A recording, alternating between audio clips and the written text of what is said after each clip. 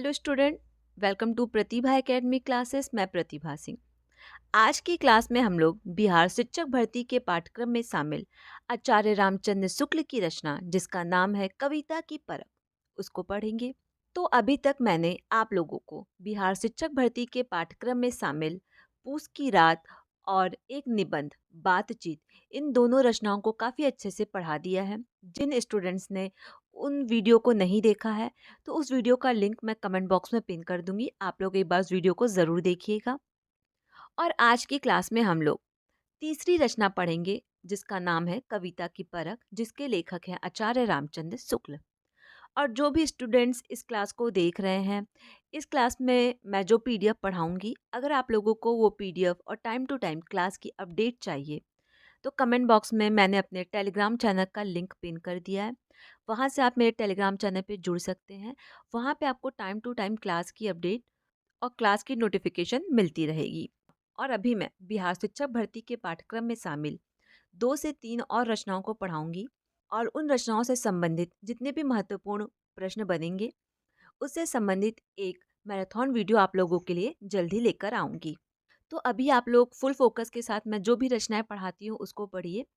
उसके बाद मैं इन्हीं 3-4 रचनाओं से संबंधित एक काफ़ी महत्वपूर्ण वीडियो जिसमें कम से कम 50 से 60 बहुविकल्पीय प्रश्नोत्तरी रहेगी, वो वीडियो जल्द ही मैं आप लोगों के लिए लेकर आऊँगी।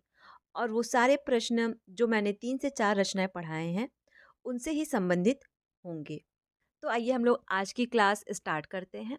तो आज हम लोग पढ़ेंगे कविता की परख रचना जिसके लेखक हैं आचार्य रामचंद्र शुक्ल। तो सर्वप्रथम हम देखेंगे कि आचार्य रामचंद्र शुक्ल का जन्म कब हुआ। 1884 ईस्वी को। और निधन हुआ था 2 फरवरी 1941 ईस्वी काशी में। इनका जन्म स्थान है जिला बस्ती, उत्तर प्रदेश।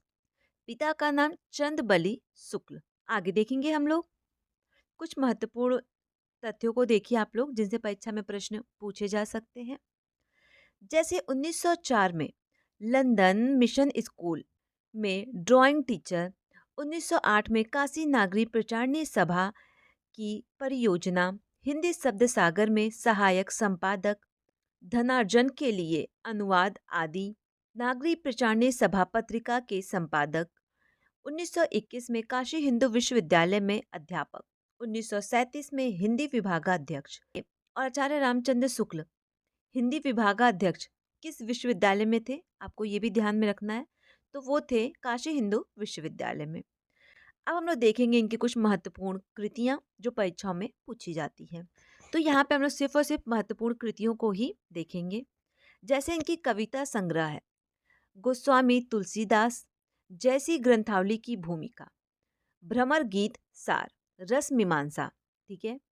उसके बाद आप देखिए इनकी कुछ आलोचनात्मक रचनाएं जैसे हिंदी साहित्य का इतिहास, चिंतामणि भाग 1, चिंतामणि भाग 2, चिंतामणि भाग 3। ठीक है। उसके बाद इनकी कुछ अनुवादित रचनाएं हैं जैसे कल्पना का आनंद। उसके बाद बुद्ध चरित्र जो कि इनकी अनुवादित रचना है। अब आगे हम लोग देखेंगे। अब आप एक चीज यहाँ पे ध्यान रखिए कि जो आचार्य रामचंद्र शुक्ल थे वो हिंदी साहित्य के महान आलोचक, इतिहासकार, निबंधकार और लेखक थे। ठीक है। इतिहास आलोचना और निबंध के क्षेत्र में उनका अवदान युग प्रवर्तक और अप्रतिम था। अब आगे हम लोग देखेंगे कुछ महत्वपूर्ण बातें जैसे साहित्य इतिहास। हिंदी साहित्य का इतिहास शुक्ल जी की एक महान देन है जिसमें सर्वप्रथम हिंदी साहित्य का क्रमबद्ध और खोजपूर्ण इतिहास वर्णित है। अनुवाद। शुक्ल जी ने अनेक ग्रंथों के श्रेष्ठ अनुवाद भी प्रस्तुत किए हैं। विश्व प्रपंच, बुद्ध चरित्र, शशांक, मेगस्थनीज का भारतवर्ष, आदर्श जीवन आदि उनकी अन्य अनुवादित कृति है। इनके कुछ संपादन देखिए। आचार्य रामचंद्र शुक्ल एक श्रेष्ठ संपादक थे। जैसी ग्रंथावली, तुलसी ग्रंथावली, नागरी प्रचारणीय पत्रिका, हिंदी शब्द सागर आदि इनकी संपादन योग्यता के प्रमाण हैं। हिंदी साहित्य में आचार्य रामचंद्र शुक्ल हिंदी साहित्य इतिहासकार के रूप में सर्वाधिक विख्यात हैं। इसके अतिरिक्त एक निबंधकार और आलोचक के रूप में भी इन्हें विशिष्ट पहचान प्राप्त है। कविता की परख शीर्षक के निबंधकार कौन है? कविता की परख नामक निबंध के लेखक आचार्य रामचंद्र शुक्ल हैं। कविता का क्या उद्देश्य है? क्योंकि हम लोग जो रचना पढ़ रहे हैं उसका नाम भी कविता की परख है, तो हमें ये पता होना चाहिए कि कविता का क्या उद्देश्य होता है, कविता का हमारे जीवन में क्या स्थान है। ठीक है, तो कविता का मुख्य उद्देश्य हमारे हृदय पर प्रभाव डालना होता है, जिससे उसके भीतर प्रेम, हास्य, आनंद, करुणा, आश्चर्य जैसे अनेक भावों में से किसी का भी संचार हो। यानी कविता जब भी हम सुनते हैं तो हमारे अंदर या फिर प्रेम की भावना उत्पन्न हो, या फिर हास्य की भावना उत्पन्न हो, आनंद प्राप्त हो हमें कविता सुनने से, या फिर हमें करुणा प्राप्त हो, किसी ना किसी प्रकार की भावना हमारे अंदर कविता सुनने के बाद उत्पन्न ज़रूर होती है। अब आगे देखिए आप लोग। अब हम लोग देखेंगे इस रचना की कुछ महत्वपूर्ण पंक्तियाँ। कविता की परख। कविता का उद्देश्य हमारे हृदय पर प्रभाव डालना होता है, जिससे उसके भीतर प्रेम, आनंद, हास्य, करुणा, आश्चर्य इत्यादि अनेक भावों में से किसी का संचार हो। जिस पद्य में इस प्रकार प्रभाव डालने की शक्ति ना हो उसे कविता नहीं कहा जा सकता है। काफ़ी महत्वपूर्ण लाइन है और ये लाइन यूजीसी नेट की परीक्षा में भी पूछा जा चुका है, तो आप लोग इस लाइन को काफ़ी अच्छे से याद रखिएगा। अब आगे हम लोग देखेंगे। अब आप इस पैराग्राफ को देखिए। इस पैराग्राफ को पढ़ने के बाद आपको ये समझ में आ जाएगा कि हम किस समय कविता का आनंद नहीं लेते हैं। जिस मानसिक शक्ति से कवि ऐसी वस्तु और व्यापारों की योजना करता है और हम अपने मन में उन्हें धारण करते हैं, वह कल्पना कहलाती है। इस शक्ति के बिना ना तो अच्छी कविता ही हो सकती है, ना उसका पूरा आनंद लिया जा सकता है। काफ़ी इम्पोर्टेंट है। अब आप आगे देखिए। जिस भाव का उदय कवि को पाठक के मन में करना होता है, उसी भाव को जगाने वाले रूप और व्यापार वह अपने पाठकों के मन में लाता है। यदि सौंदर्य की भावना उत्पन्न करके मन को प्रफुल्लित और आह्लादित करना होता है, तो कवि किसी सुंदर व्यक्ति अथवा किसी सुंदर और रमणीय स्थल का शब्दों द्वारा चित्रण करता है।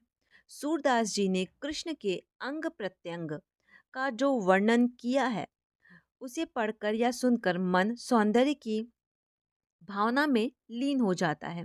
गोस्वामी तुलसीदास जी की गीतावली में चित्रकूट का यह वर्णन कितनी सुंदरता हमारे समक्ष लाता है। अब आप इस कोटेशन को एक बार देख लीजिएगा। ठीक है, अब हम लोग आगे देखेंगे। अब आप इस पैराग्राफ को देखिए।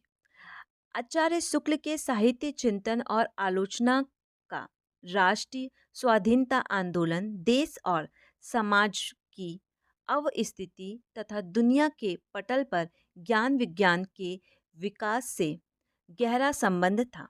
वे साहित्य को समय, समाज और परिवेश से प्रभावित मानते थे, किंतु यह भी मानते थे कि साहित्य इन सबको उतना ही प्रभावित भी करता है। आचार्य रामचंद्र शुक्ल की भाषा और विवेचन शैली गंभीर और प्रौढ़ है, किंतु उतनी ही ठेठ, सरल और बोधगम्य भी है।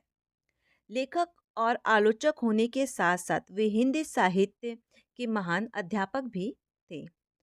अब आप इस पैराग्राफ को देखिए। यह प्रस्तुत पाठ कविता की परख चिंतामणि भाग 3 से लिया गया है। काफ़ी महत्वपूर्ण लाइन है। ये प्रश्न बिहार शिक्षक भर्ती की परीक्षा में पूछा गया था कि कविता की परख रामचंद्र शुक्ल की किस रचना में संकलित है। तो चिंतामणि भाग 3 में ये संकलित है, वहाँ से इसको लिया गया है। ठीक है, जिसे प्रख्यात आलोचक डॉक्टर नामवर सिंह ने 1883 ईस्वी में संपादित किया। कविता की परख मूलतः हाई स्कूल के छात्रों के लिए लिखा गया निबंध है, जो पहली बार आचार्य शुक्ल द्वारा स्कूल के छात्रों के लिए संपादित पुस्तक हिंदी गद्य चंद्रिका में 1938 में प्रकाशित हुआ था। विशेष रूप से स्कूली छात्रों के लिए लिखे गए इस निबंध की आज भी उतनी ही सार्थकता और प्रासंगिकता है। कविता को परखने के बुनियादी साधन आज भी वे ही हैं जिनकी सीख आचार्य रामचंद्र शुक्ल ने दी है। इन साधनों की आधारभूत सीख आज भी कहीं अधिक प्रासंगिक है। अब आगे देखिए आप। और ये जो लाइन है ये काफ़ी महत्वपूर्ण है, आप लोग इसे ध्यान रखिएगा। सबसे पहले आपको ये ध्यान रखना है कि ये जो पैराग्राफ लिया गया है वो कहाँ से लिया गया है। तो कविता क्या है से लिया गया है और ये पैराग्राफ है आचार्य रामचंद्र शुक्ल का। अब आप इसे देखिए। देखिए, कविता वह साधन है जिसके द्वारा शेष सृष्टि के साथ मनुष्य के रागात्मक संबंध की रक्षा और निर्वाह होता है। अब आप इस पैराग्राफ को देखिए। कविता के द्वारा हम संसार के सुख दुख आनंद और कलेश आदि यथार्थ रूप से अनुभव करने में अभ्यस्त होते हैं, जिससे हृदय की बाधा हटती है और मनुष्यता आती है। कविता सृष्टि सौंदर्य का अनुभव कराती है और मनुष्य को सुंदर वस्तुओं से अनुरुक्त और कुषित वस्तुओं से विरक्त करती है। अब आगे हम लोग देखेंगे कुछ महत्वपूर्ण तथ्य, जैसे कि कविता की मुख्य विशेषता क्या है। कविता की मुख्य विशेषता होती है रसानुभूति की प्रबलता। किसकी प्रबलता? रसानुभूति की। कविता में मानव कवि अपने विचारों और मनोभावों को व्यक्त करता है। इसमें भावना एवं कल्पना की प्रधानता रहती है। कविता रस से भरी होती है और उसमें कवि की रस से भरी अनुभूति अभिव्यक्त रहती है। इसीलिए कविता को पढ़ना या सुनने से रसानुभूति की प्रबलता होती है। अब हम देखेंगे कविता किसे कहते हैं, कविता क्या है। कविता कवि की सौंदर्यानुभूति और अभिव्यक्ति है। कवि की व्यथा की अनुभूति है। कवि की आकांक्षाओं अपेक्षाओं की अभिव्यक्ति है। कविता लिखते समय जिस भाव के साथ लिखी जाती है, यदि पढ़ने वाले भी उसे उसी अर्थ और भाव के साथ उसे समझ सके तो कविता लिखने का उद्देश्य सार्थक हो जाता है। तो यहाँ पे लेखक क्या कहना चाह रहे हैं, जैसे जब हम लोग कोई बात किसी से कहते हैं, जब वो आपकी बात को काफ़ी अच्छे से समझ लेते हैं तो आपका बोलना सार्थक हो जाता है। ठीक उसी प्रकार जो कवि किसी भी कविता को लिखता है, अगर आप उस कविता का अर्थ काफ़ी आसानी से काफ़ी अच्छे वे में समझ जा रहे हैं तो वही कविता कवि के लिए सार्थक होता है। अब हम लोग इस क्लास का लास्ट पैराग्राफ देखेंगे कि कविता का मुख्य उद्देश्य क्या होता है, जिससे आपको ये क्लियर हो जाएगा कि हम लोग जो रचना पढ़े हैं कविता की परख, उसमें जो कविता है उसका मूल उद्देश्य क्या है। कविता शिक्षण का मुख्य उद्देश्य उसमें निहित रसानुभूति या सौंदर्यानुभूति करना होता है। कवि हृदय की वस्तु तथा अनुभूति की अभिव्यक्ति है। सौंदर्यानुभूति करने के लिए आवश्यक है कि विद्यार्थी पहले कविता का अर्थ समझे, तत्पश्चात ही वह काव्यों द्वारा परमानंद की प्राप्ति कर सकते हैं।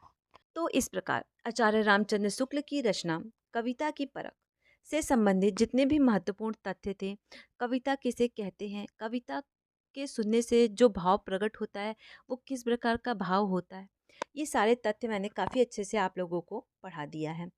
नेक्स्ट किस रचना पे आप लोगों को क्लास चाहिए, आप लोग मुझे कमेंट ज़रूर कीजिएगा। जो भी स्टूडेंट्स इस वीडियो को देख रहे हैं, इस क्लास में मैंने जो पीडीएफ पढ़ाया है, अगर आप लोग को वो पीडीएफ चाहिए तो कमेंट बॉक्स में मैंने अपने टेलीग्राम चैनल का लिंक पिन कर दिया है, वहाँ से आप मेरे टेलीग्राम चैनल पे जुड़ सकते हैं। वहाँ पे आपको ये पीडीएफ देखने को मिल जाएगा। बाकी किसी भी प्रकार का कोई भी डाउट होता है तो आप मुझे कमेंट कर सकते हैं। जैसा कि मैंने अभी आप लोगों को बताया कि मैं कुल 4 रचना पढ़ाऊँगी। उन 4 रचनाओं में जो भी महत्वपूर्ण प्रश्नोत्तरी बनेगी उसका एक मैराथन वीडियो आप लोगों के लिए जल्दी लेकर आऊँगी। और किसी भी प्रकार का कोई भी डाउट होता है तो आप मुझे कमेंट कर सकते हैं। और आपको ये वीडियो कैसा लगा आप लोग कमेंट ज़रूर कीजिएगा। अगर आप लोगों को ये वीडियो पसंद आता है तो इस वीडियो को अपने दोस्तों के साथ शेयर करना और चैनल को सब्सक्राइब करना ना भूलें। Thank you.